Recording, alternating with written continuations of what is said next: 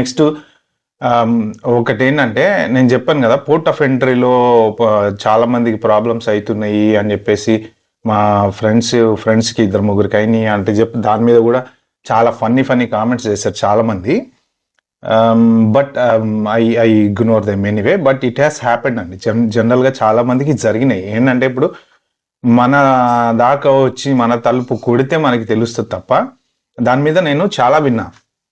ఇప్పుడు ఏంటంటే చాలా మంది ఎవరెవరైతే ఇల్లీగల్గా స్టే చేస్తున్నారో, అంటే వీసా అయిపోయో లేకపోతే వీసా రాకో స్టూడెంట్స్ ఉండి అలా ఉండే వాళ్ళైతే, నేను విన్న దాని ప్రకారము ఏంటంటే వాట్సాప్ గ్రూపులలో కూడా మెసేజ్లు సర్క్యులేట్ చేసుకుంటున్నారంట. అంటే అక్కడ రైడింగ్ అవుతుంది, ఇక్కడ రైడింగ్ అవుతుంది, అంటే వాళ్ళు డోర్ దాటి బయటకు రావడానికి కూడా భయపడుతున్నారు అని చెప్పి విన్నా.